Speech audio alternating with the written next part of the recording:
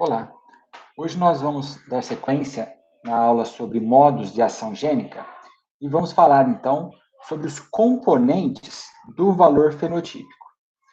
Em primeiro lugar, o que é o valor fenotípico?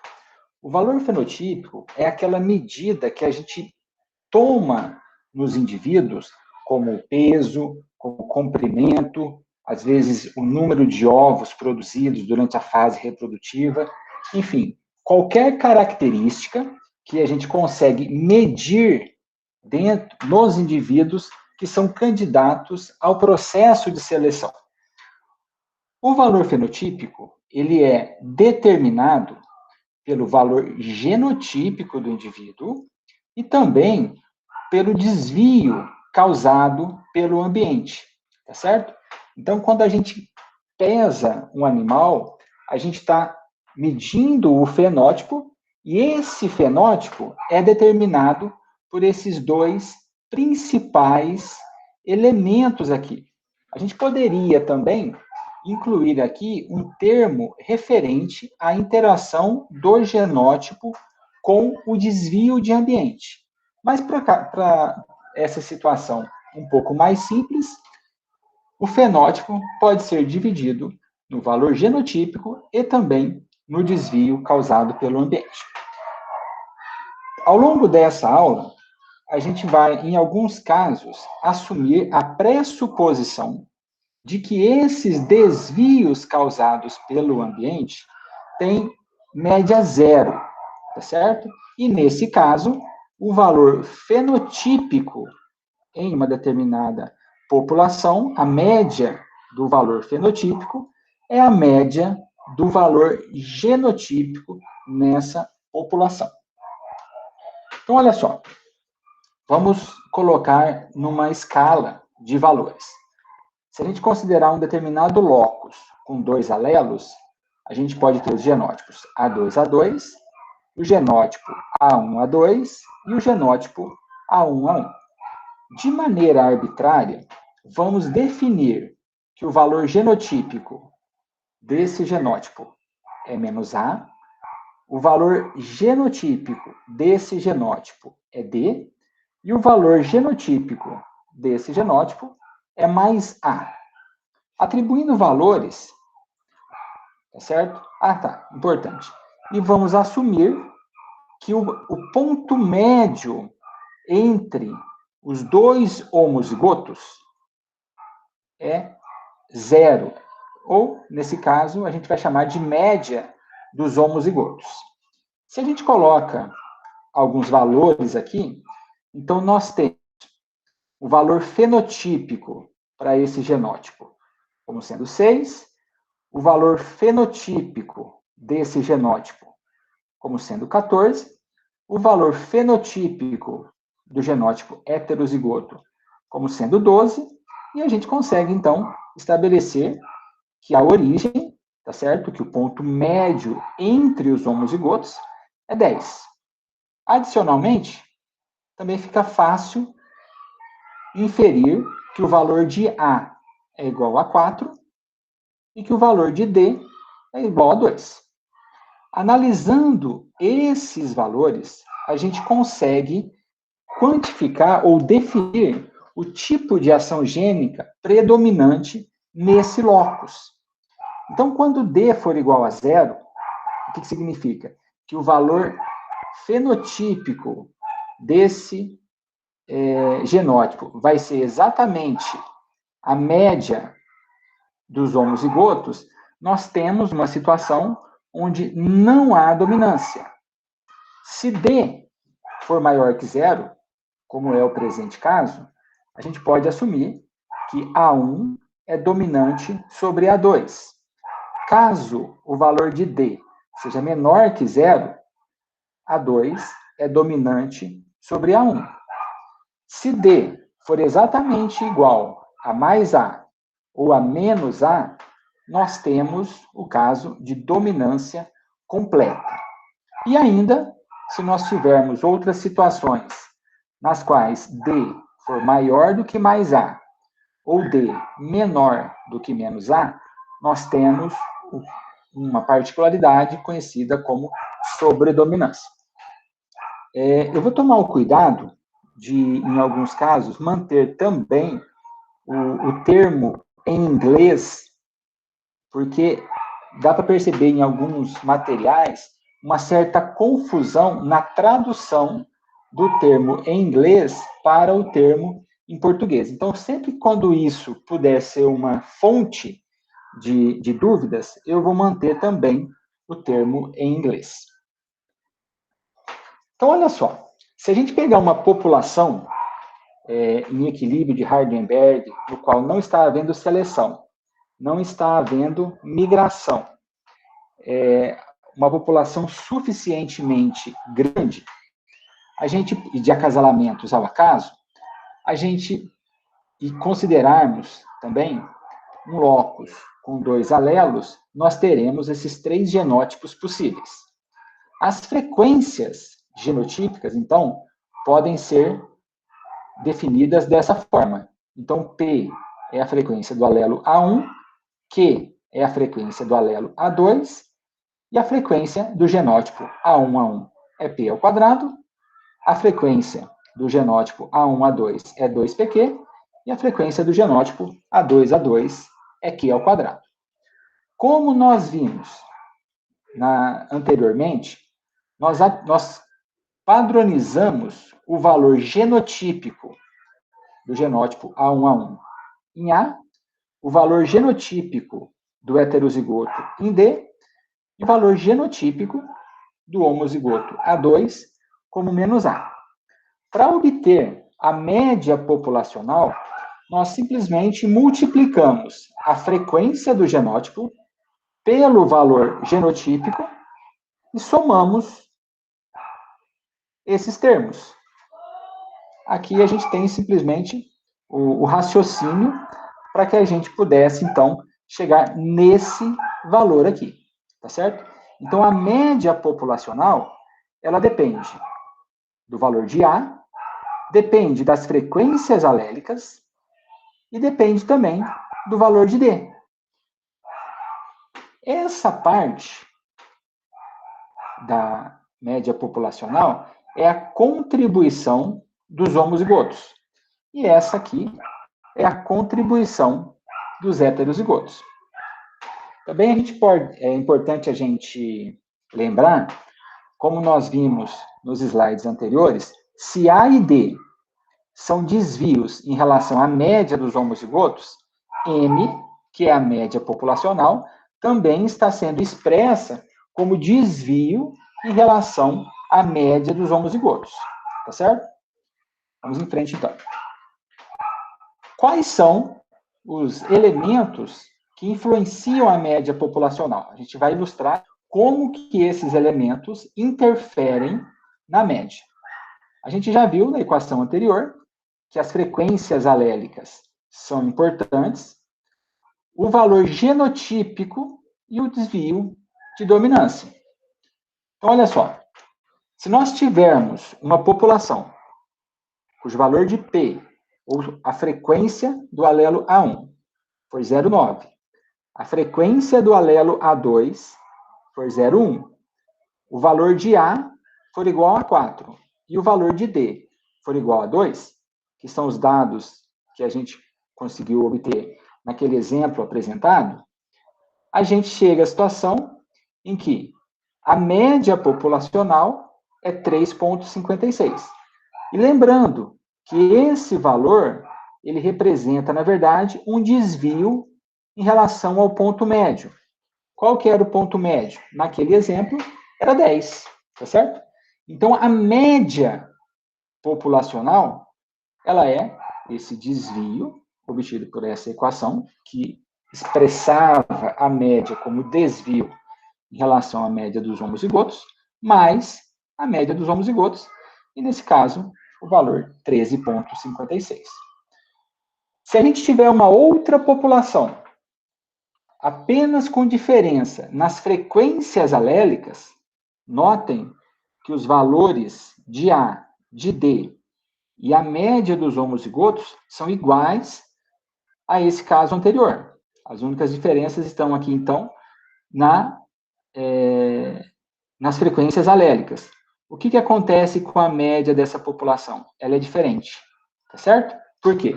Isso aqui para demonstrar que essa média populacional, ela depende das frequências alélicas e desses outros termos aqui. Isso foi um exemplo considerando apenas um locus.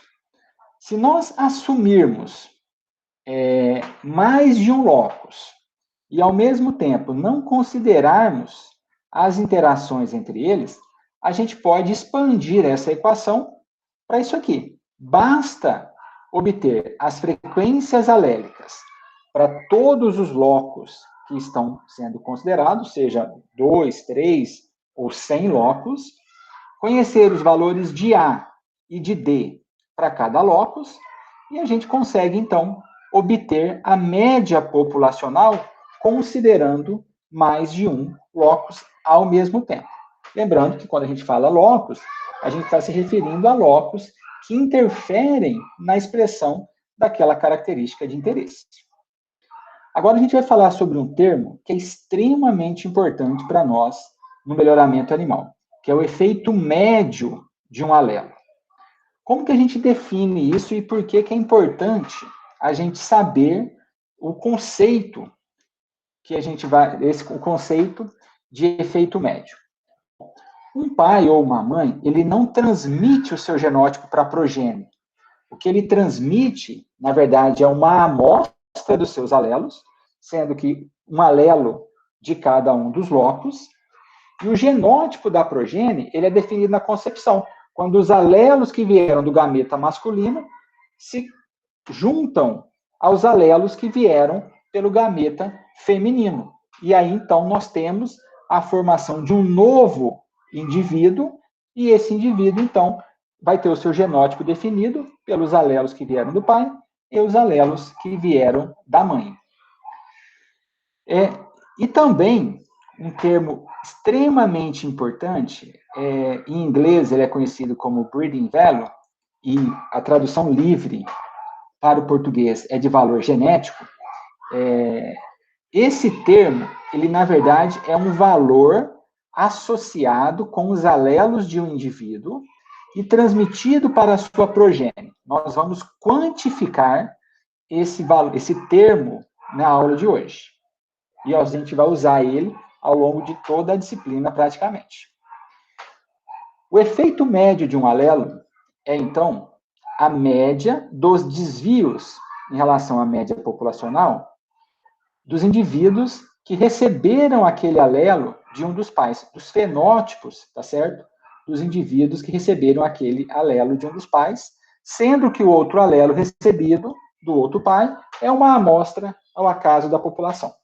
Então, vamos, a partir desse conceito, tentar demonstrá-lo para vocês.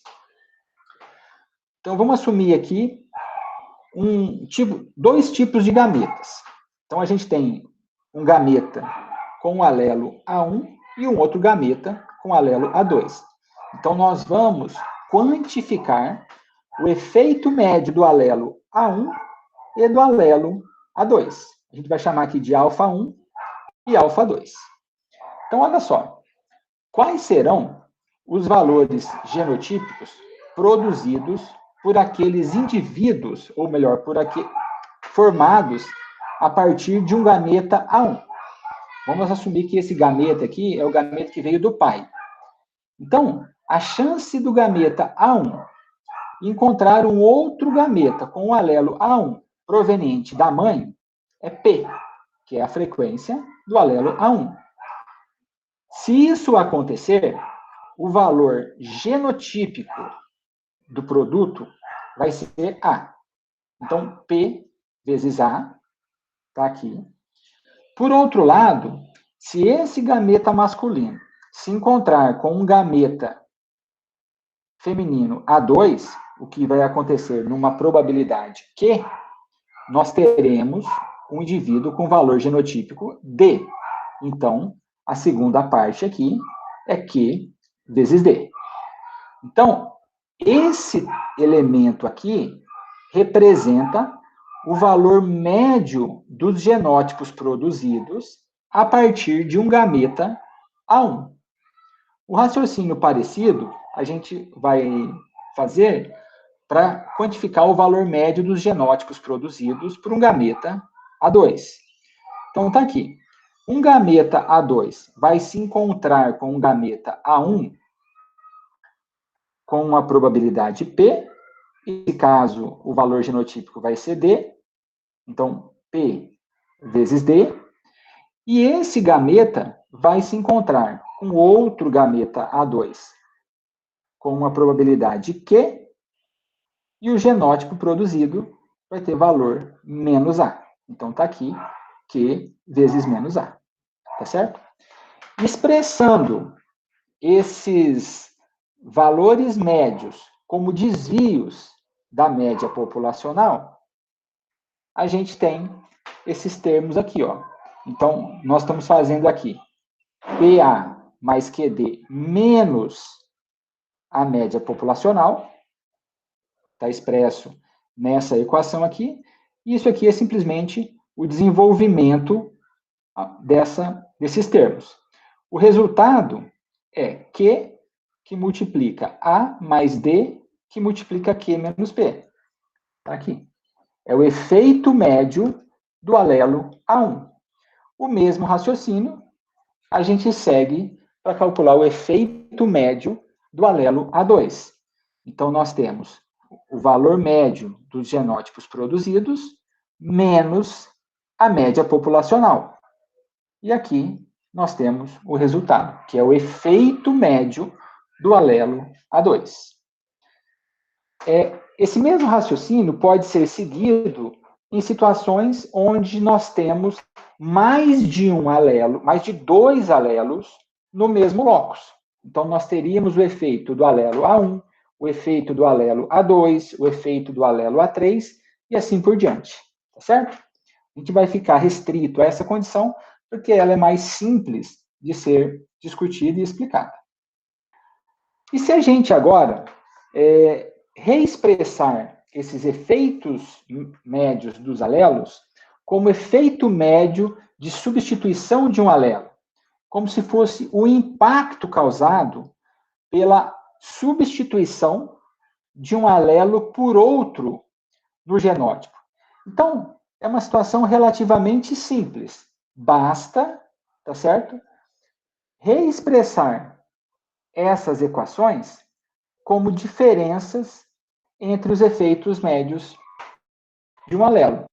Então, olha só, a gente calcula agora um novo termo que chama efeito médio de substituição, que é o efeito de se trocar um alelo A2 por um alelo A1 na população. Então, da forma como está expresso aqui, ó, alfa1 menos alfa2, o nosso alfa2 é a referência e o efeito médio de substituição é o efeito ou a mudança provocada no fenótipo pela alteração de um alelo A2 por um alelo A1. Aqui tem os termos já apresentados aqui, e aqui simplesmente um desenvolvimento dessa equação.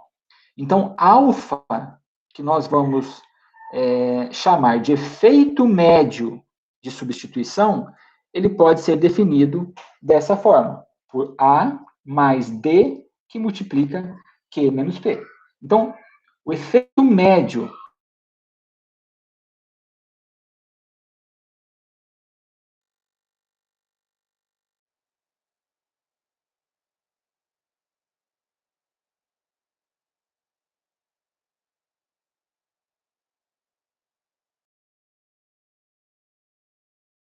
do alelo A1 é simplesmente Q multiplicado por alfa, e o efeito do alelo A2 menos P multiplicado por alfa.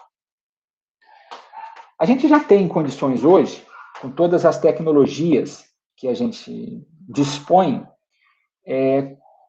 condições de calcular esses efeitos médios de substituição para um número muito grande de genes, por um número muito grande de marcadores moleculares distribuídos ao longo do genoma dos indivíduos. Então, nessa figura, ela é conhecida como Manhattan Plot, nós temos os efeitos médios de substituição para um número muito grande de marcadores distribuídos ao longo do genoma. Esse exemplo aqui, ele veio desse trabalho da literatura, e a gente pode encontrar situações parecidas para quase todas as espécies de interesse, tá? Vejam o seguinte, a maior parte dos marcadores, a maior parte dos SNPs, aqui ele usou um marcador molecular do tipo SNP, eles têm efeitos pequenos sobre as características de interesse, tá certo? Mas a gente consegue encontrar alguns marcadores que já têm efeitos bem maiores para aquela característica que a gente está trabalhando. Então, quando a gente faz um trabalho de melhoramento para tentar quantificar o efeito médio de substituição, dependendo da característica que está sendo analisada, nós estimamos esse efeito para um número muito grande de genes. E esse efeito médio, ele é uma propriedade do gene e da população. O que acontece? Tem genes de efeito grande e genes de efeito pequeno. Esses efeitos, eles podem... Agora, os efeitos de um mesmo gene podem ser diferentes de uma população para outra. Tá? Por quê? Porque o efeito depende da média populacional. A gente sabe que em programas de melhoramento e também em programas comerciais de produção, as médias dos desempenhos dos indivíduos variam muito. E essa variação, ela faz com que ela corrobora essa hipótese de que esse efeito médio, ele depende da população em que a gente está trabalhando. E depende das frequências alélicas também, como nós já vimos, tá certo? Então, ao longo de um programa de seleção, o que vai acontecer com o efeito de um determinado gene? Imagine que quando a gente promove a seleção, a gente promove alterações nas frequências alélicas e também nós promovemos alterações na média da população. Então, com o passar do tempo, nós temos alteração em dois parâmetros que são fundamentais para a estimação do efeito médio de substituição, que são as frequências alélicas e a média da população. Então, num programa de melhoramento, é esperado haver alteração do efeito médio de substituição do alelo ao longo das gerações por esses fatores que foram apresentados. E também depende dos valores de A e de D, tá certo? Bom, vamos voltar então aqui para o nosso termo breeding value ou valor genético. Esse aqui é o termo mais usado em português para se referir a breeding value. Então, esse valor genético, ele é um valor atribuído a um indivíduo a partir do valor médio da sua progênie. Então, para cada característica de interesse, a gente estima um valor genético. E a gente considera, para estimar o valor genético de um reprodutor, da maneira mais precisa, os dados da sua progênie.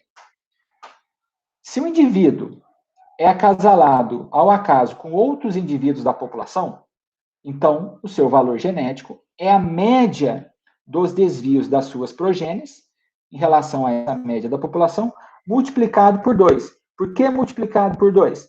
Porque um indivíduo, um reprodutor, só transmite metade dos seus alelos para a sua progênie.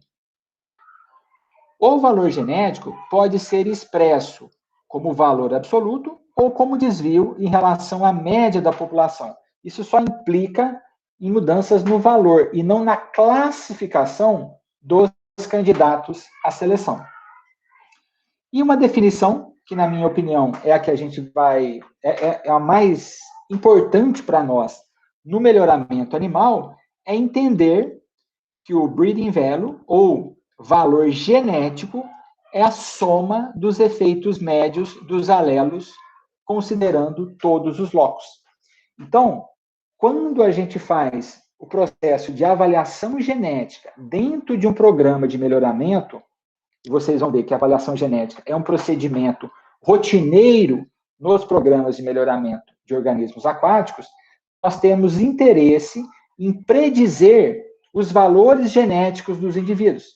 E esse valor genético dos indivíduos é usado para a escolha dos melhores reprodutores, e ele é, na verdade, a soma dos efeitos médios que dos alelos que os indivíduos possuem e que influenciam aquela característica em consideração. Esse valor genético, ele é uma propriedade do indivíduo. Cada indivíduo dentro de uma população tem um valor genético. E também é específico da população, porque a gente já viu que o efeito médio dos alelos depende das frequências alélicas, da média da população, do valor de A e do valor de D.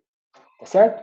Esse mesmo indivíduo, avaliado numa população diferente, provavelmente teria uma estimativa de valor genético diferente da situação original.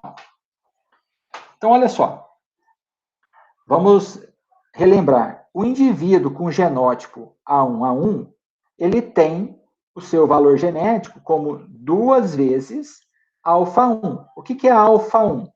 O efeito médio do alelo A1. O indivíduo A1A2, o seu valor genético é o somatório do efeito médio do alelo A1 mais o efeito médio do alelo A2.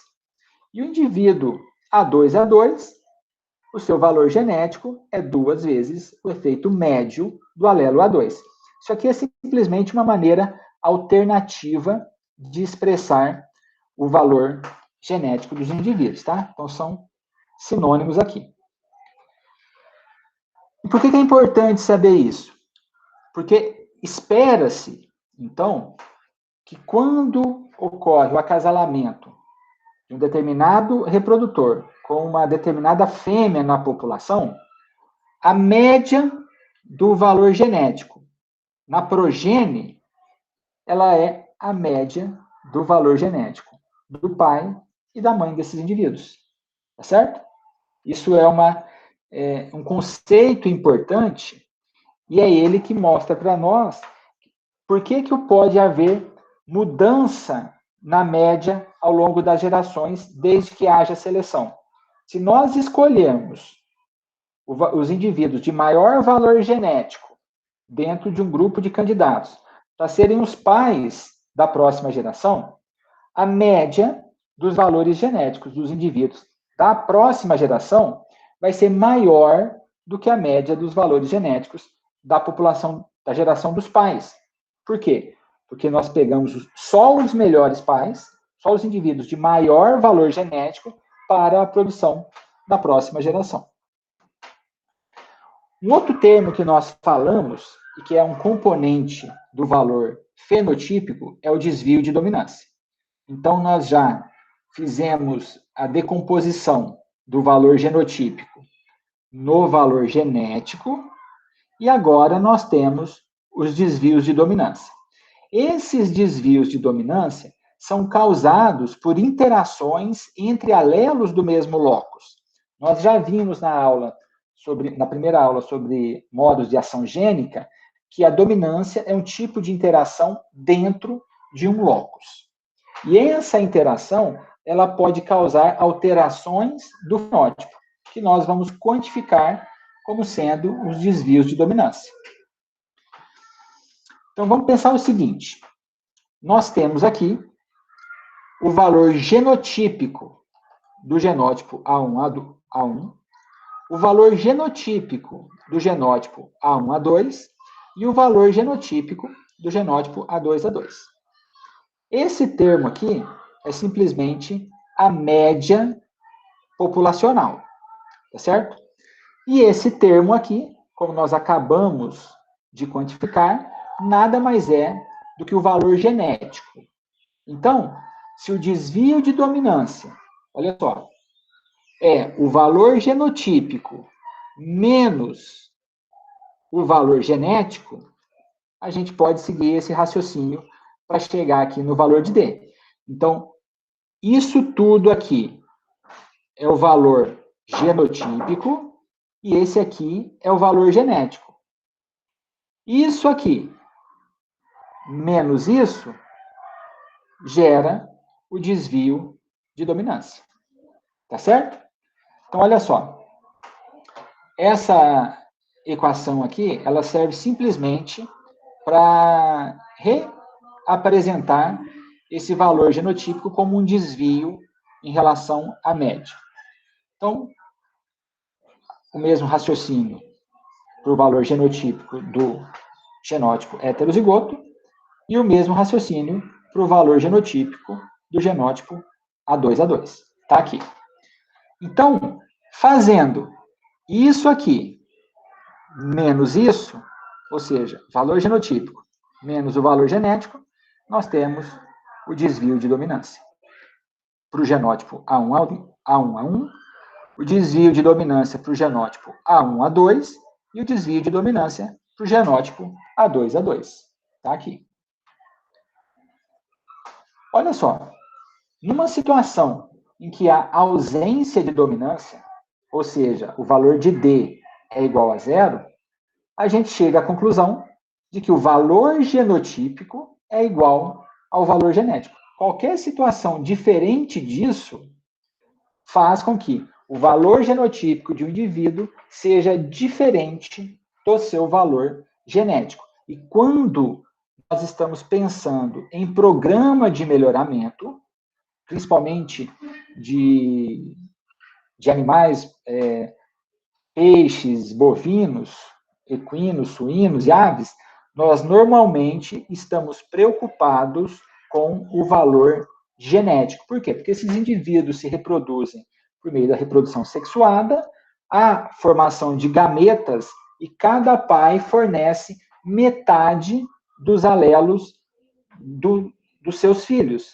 Então, nós não conseguimos definir a priori o valor genotípico de um indivíduo, porque o valor genotípico vai depender das combinações alélicas que só se realizam quando um gameta masculino se junta com um gameta feminino.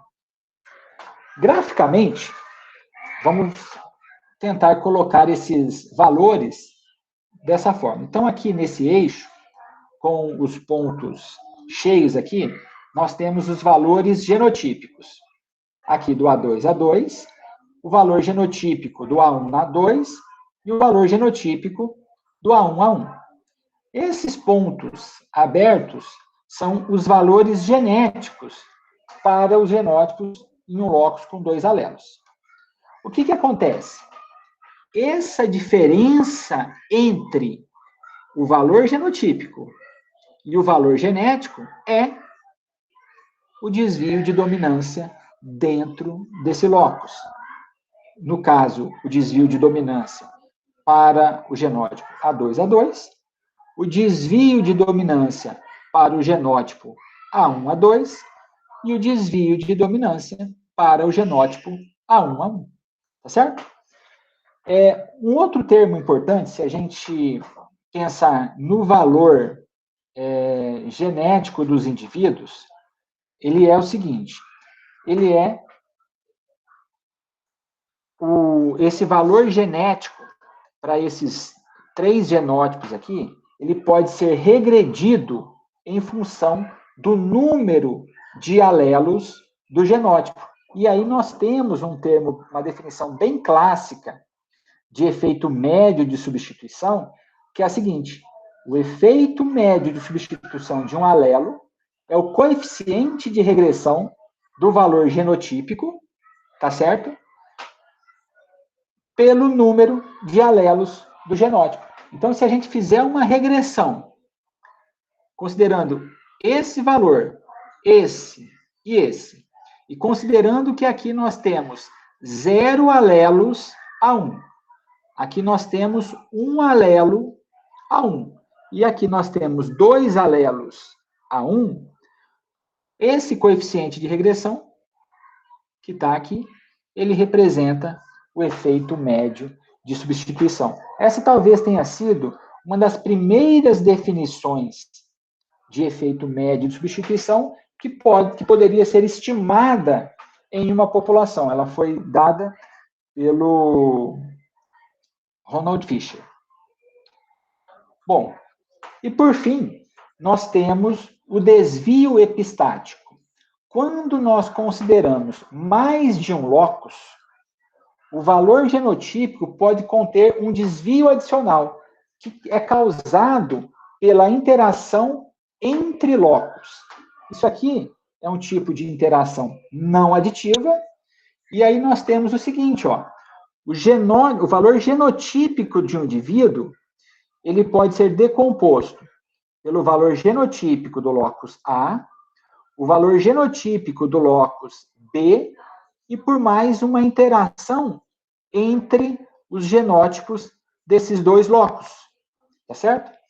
Essa interação, ela é bem complexa, tá? Ela pode ser causada tanto pelas partes aditivas, pelo componente aditivo do locus A, com o componente aditivo do locus B. Ela pode ser causada pelo componente não aditivo do locus A, com o componente não aditivo do locus B, e aí a gente tem toda uma infinidade de interações, incluindo, inclusive, mais de dois locus, tá certo? Então, como exemplo aqui, ó, se nós considerarmos dois locus e a interação entre eles, nós podemos ter a interação da parte aditiva do locus A com a parte aditiva do locus B, da parte aditiva do locus A com a parte com desvio de dominância do outro, e o contrário também, e também a interação entre os componentes de dominância de cada um desses locus. Normalmente, em situações reais, é muito difícil estimar esse desvio epistático, porque nós precisaríamos ter um número muito grande de indivíduos para que a gente conseguisse estimar todas as interações possíveis entre os locus de interesse. Então, se nós temos dois locus, nós temos esses três tipos de interação. Quanto mais locus a gente tiver, maior é o número de interações e mais complexo é a estimação desses efeitos usando os modelos estatísticos que a gente tem. Então, é importante a gente entender a existência do desvio epistático, importante entender o seu conceito, mas também a gente precisa sempre levar em consideração a complexidade associada com a estimação desses efeitos. Tá certo? Então, para a gente finalizar, vamos ter a seguinte mensagem. O que é importante ficar muito claro a partir da aula de hoje? Nós falamos dos conceitos, desses 5 conceitos. Valor fenotípico, valor genotípico, valor genético, que na verdade representa o somatório da ação gênica aditiva, os desvios de dominância, que são causados por interação não aditiva dentro do locus, o desvio epistático, que é causado por interações não aditivas entre locus, tá certo? E esses parâmetros, eles são muito dependentes da população em que a gente está trabalhando. Por quê? Porque eles dependem das frequências alélicas, dos valores de A e de B, dependem das frequências genotípicas, e isso varia de uma população para outra, tá certo? O conceito é o mesmo sempre. O que vai acontecer é que as estimativas desses parâmetros, elas variam de uma população para a outra. Bom, era isso, pessoal. Por favor, se alguém tiver algum comentário, alguma dúvida, fique à vontade para entrar em contato.